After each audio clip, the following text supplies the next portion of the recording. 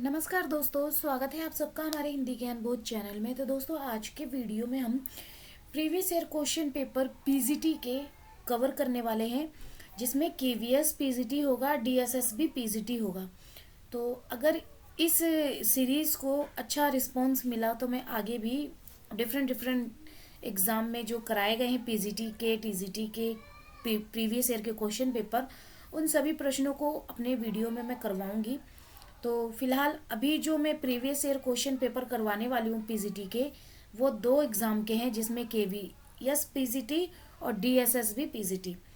तो पहली बार जो हमारे इस वीडियो को देख रहे हैं, वीडियो को लाइक करिएगा, ज़्यादा से ज़्यादा इसको शेयर करिएगा। और वीडियो अगर पसंद आए तो वीडियो के नीचे कमेंट सेशन में कमेंट करके अपनी फीडबैक दीजिएगा और ज़्यादा से ज़्यादा इसको लाइक करिएगा। तो आंसर सहित मैं आपको बताती चलूँगी, ताकि आपको पता चले कि पीजीटी के रिगार्डिंग जितने भी प्रीवियस ईयर क्वेश्चन पूछे गए हैं वो किस टाइप के और किस लेवल के प्रश्न पूछे गए हैं। तो आप इसको नोटिस करते जाइएगा। तो बिना समय बर्बाद करते हुए, ऑप्शनों को ना पढ़ते हुए, डायरेक्ट आंसर को बताते हुए आज का ये वीडियो मैं शुरू करने वाली हूँ। तो जिसमें निम्न में से हिंदी साहित्य का अतीत किसने लिखा, ये 4 ऑप्शन है। हिंदी साहित्य का अतीत लिखा है आचार्य विश्वनाथ प्रसाद मिश्र ने। अगला जो प्रश्न बनता है, आदिकाल को प्रारंभिक काल नाम किसने दिया, तो मिश्र बंधु ने दिया। अगला जो प्रश्न है, निम्न में से कौन शिलांकित कृति है, तो ये है राहुल वेल। अगला जो प्रश्न बनता है, शालीभद्र सूरी की रचना का नाम क्या है, तो भरतेश्वर बाहुबली रास। अगला प्रश्न है, अमीर खुसरो किस नाम से जाने जाते थे, तो तूती ए हिंद के नाम से जाने जाते थे। अगला जो प्रश्न बनता है, आदिकाल को बीज वपन काल नाम किसने दिया, तो आचार्य महावीर प्रसाद द्विवेदी ने दिया।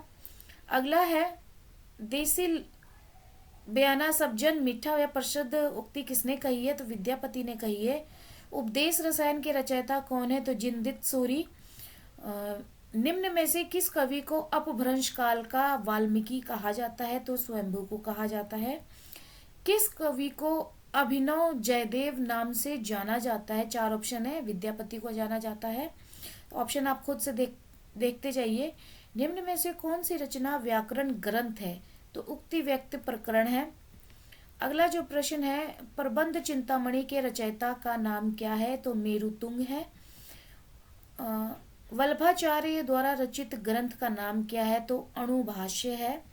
विज्ञान गीता की रचना किसने की है, तो केशव दास ने की है। खेट कोतुकम किसकी रचना है, तो ये रहीम की है। उसके बाद गोकुलनाथ की रचना का नाम क्या है, तो 84 वैष्णव की वार्ता है। रुद्र संप्रदाय की स्थापना किसने की है, तो विष्णु स्वामी ने की है। प्रभु जी तुम चंदन हम पानी, इस पंक्ति के रचनाकार कौन है, तो संत रैदास हैं। उसके बाद है, केशव कहीं न जाएगा कहिए पंक्ति किस कवि की है, तो ये है तुलसीदास की। अंकद पैज की रचना किसने की है, तो ईश्वरदास ने की है। रामानुजाचार्य की ने किस दर्शन का प्रतिपादन किया है, तो विशिष्टाद्वैतवाद का किया है। राधा वल्लभ संप्रदाय का प्रवर्तन किसने किया, तो ये हित हरिवंश ने किया। कबीर किस शासक के समकालीन थे, तो ये सिकंदर लोदी के थे। प्रेम को पंथ कराल महा, तरवारी की धार पे धावनो है, इस पंक्ति के रचयिता कौन है, तो बोधा है। शिवराज भूषण ग्रंथ में किसका विवेचन मिलता है, तो अलंकार का। उसके बाद, निम्न में से कौन सी रचना एवं रचनाकार का युग्म सही नहीं है, तो वो है ऑप्शन डी भाव विलास, ये केशवदास की है। अगला जो है एनवीएस पीजीटी, जिसमें प्रबोध 50 ग्रंथ के रचयिता कौन है, तो पद्माकर हैं। रीति काल को अलंकृत काल नाम किसने दिया है, तो ये मिश्र बंधु ने दिया है। अगला जो प्रश्न बनता है, निम्न में से किस कवि ने सतसई की रचना नहीं की है, तो ये सेनापति ने नहीं की है। धान्य भारत भूमि सब रत्नी की उपजावनी, इस पंक्ति के लेखक कौन है, बद्री नारायण चौधरी प्रेमघन है। भारतेंदु ने यात्रा वृत्त संबंधी कौन सी रचना लिखी? तो ये सरयू की यात्रा लिखी। तदीय समाज से किसका संबंध था? तो 4 ऑप्शन है, सही उत्तर होगा भारतेंदु हरिश्चंद्र जी का। राम वृक्ष बेनीपुरी की कौन सी कृति यात्रा वृत्त की नहीं है? तो पैरों में पंख बांधकर, ये नहीं है। और बाकी जो ऑप्शन दिए हैं उनको भी आप चेकआउट करते जाइएगा। निम्न में से कौन सी रचना एवं उनके रचनाकार का युग्म नहीं सही है? तो वो है रसवंती, जो कि सियासरम रान गुप्त की नहीं है, बाकी सब सही हैं। तो जो इसमें ऑप्शन दिए हुए हैं रसवंती किसकी है, कमेंट सेक्शन में कमेंट करके बताइएगा। अधिकार खोकर बैठना यह महादुष्कर्म है, दुष्कर्ष है। इस पंक्ति के रचयिता कौन है? तो मैथिली शरण गुप्त है। भारत भारती का प्रकाशन वर्ष क्या है? तो ये 1912 है। उसके बाद संपत्ति शास्त्र के लेखक का नाम क्या है? आचार्य महावीर प्रसाद द्विवेदी हैं। साकेत महाकाव्य की सर्वाधिक मार्मिक सर्ग जो है वो है नवम। निराला किस पत्रिका से संबंधित नहीं है? तो वो है इंदु। कामायनी में श्रद्धा किसका प्रतीक है? तो ये हृदय का। हिंदी में स्वच्छंदतावाद का कवि कौन कहा जाता है? स्वच्छंदतावाद का कवि किसे कहा जाता है? तो श्रीधर पाठक को। अरुण यह मधुमेह मय देश हमारा, यह किसने कहा है? तो कार्नेलिया ने कहा है। छायावाद को स्थूल के प्रति सूक्ष्म का विद्रोह किसने कहा है? तो डॉक्टर नागेंद्र ने कहा है। साये में धूप काव्य कृति के रचयिता कौन है? तो दुष्यंत कुमार है। साखी किस कवि का काव्य संग्रह है? तो विजयदेव नारायण शाही का। हम विष पाई जन्म के इस काव्य कृति के रचनाकार कौन है? तो बालकृष्ण शर्मा नवीन है। उसके बाद है निम्न में से कौन सी रचना के रचनाकार का नाम सही नहीं है? तो सीढ़ियों में धूप पर शमशेर बहादुर सिंह की नहीं है, किसकी है? ये कमेंट में बताइएगा। सूरदास किस उपन्यास के चर्चित पात्र हैं? तो ये रंगभूमि के। झीनी झीनी बिनी चंदरिया किस उपन्यासकार की कृति है? तो अब्दुल बिस्मिल्लाह की है। उसके बाद अंजो दीदी किस विधा की रचना है? तो ये एक नाटक है। उदय प्रकाश द्वारा कौन सी कहानी नहीं है? तो पोली आंधी उदय प्रकाश द्वारा लिखी कहानी नहीं है। अगला है फणीश्वरनाथ रेणु की कौन सी कहानी है? तो रसप्रिया। सांप्रदायिकता समस्या पर लिखा गया उपन्यास है कौन सा? तो ये तमस है। उसके बाद है निम्न में से कौन उपन्यास और उपन्यासकार का सही युग्म नहीं है? तो मुझे सूरज चाहिए, ये सुरेंद्र वर्मा का नहीं है। पहला गिरमिटिया उपन्यास विशेषकर किस पर केंद्रित है? तो ये महात्मा गांधी पर।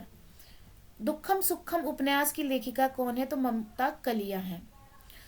पाप और पुण्य के चिरंतन नैतिक प्रश्न को किस उपन्यास में प्रस्तुत किया गया है? तो चित्र लेखा में किया है।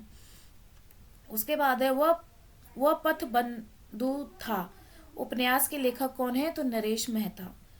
नटों के जीवन संघर्ष का उल्लेख किस उपन्यास में नहीं है? तो कब तक पुकारूं में। सर्वेश्वर दयाल सक्सेना का नाट्य कृति का नाम क्या है? तो बकरी।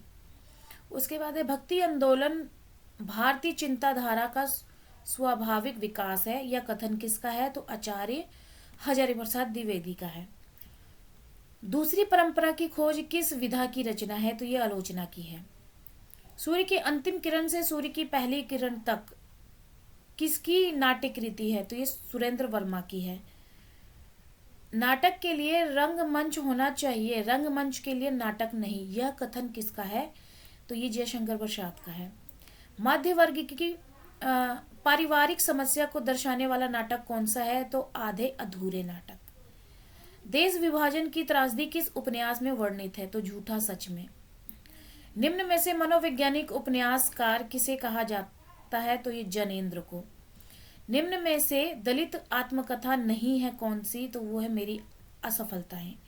निम्न में से कौन रेखाचित्र विधा की रचना नहीं है? तो कठगुलाब। अल्मोड़े का बाजार किस विधा की रचना है? तो रिपोर्टाज है ये।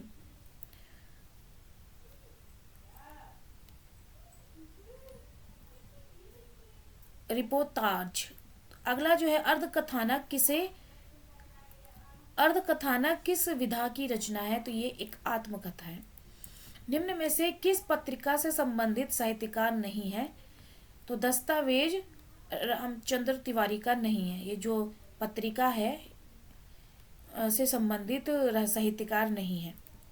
दस्तावेज के साहित्यकार कौन से हैं? किस दस्तावेज जो पत्रिका इसके साहित्यकार कौन है, ये भी आप कमेंट सेक्शन में बताइएगा। लक्ष्मीपुरा किस विधा की रचना है? तो ये रिपोर्टाज है। वाग्गर्थ पत्रिका कहाँ से प्रकाशित होती है? तो कोलकाता से। अकाल पुरुष गांधी किसने इस जीवनी की रचना की है? तो जनेंद्र ने।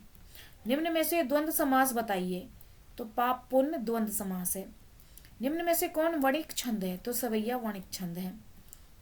परमानंद शब्द में कौन सा समास है? तो कर्मधारय है। विभिन्न रस का स्थायी भाव क्या है? तो जुजुक्सा है। जुजुक्सा। निम्न में से कौन अर्थ अलंकार है? तो रूपक है।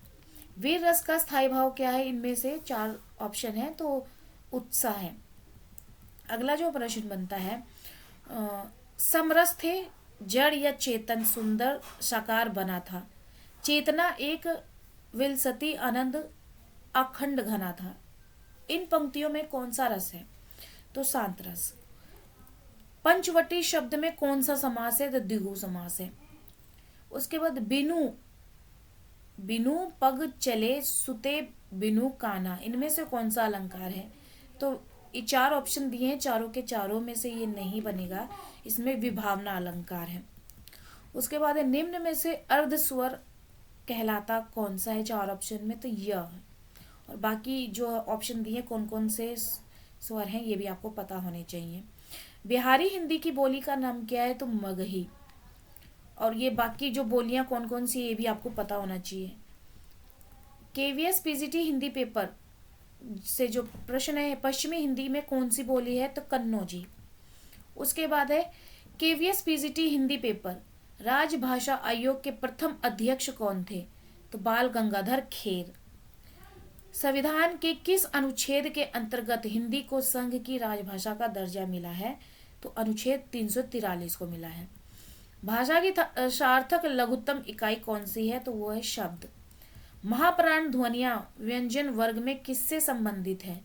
तो दूसरा और चौथा से संबंधित है। व्रज भाषा का क्षेत्र कौन सा नहीं है? तो सरगुजा नहीं है। उसके बाद अहेतुकी का शुद्ध रूप क्या है? तो कुछ इस तरह से भी प्रश्न पीजीटी में पूछे जाते हैं, शुद्ध रूप और शुद्ध अशुद्ध जिसको कहते हैं। तो अहेतुकी कुछ इस तरह से लिखाएगा, वो आप देख लीजिएगा। उसके बाद है किस शब्द में आ उपसर्ग नहीं है? तो इसमें नहीं है आदरणीय। जगन्नाथ में कौन संधि है? तो व्यंजन संधि है। उद्योग का संधि क्या होगा? उत प्लस ओग होगा। तो अगर आप हमारे टेलीग्राम चैनल और व्हाट्सएप ग्रुप के साथ जुड़ना चाहते हैं तो वीडियो के डिस्क्रिप्शन में आपको लिंक मिल जाएगा।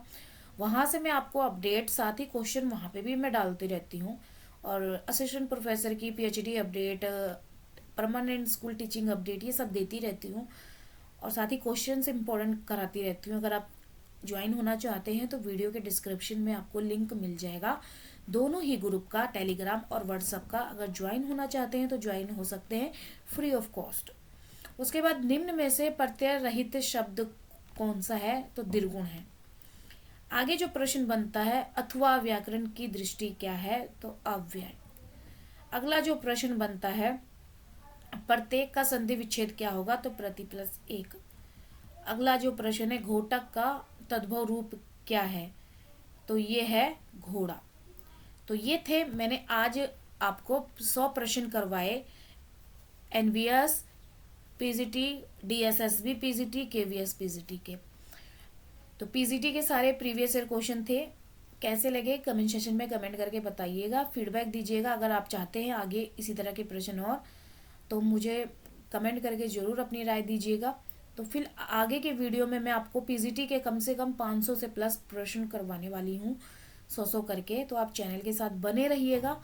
फिर मिलते हैं एक नए वीडियो में एक नए टॉपिक के साथ। धन्यवाद।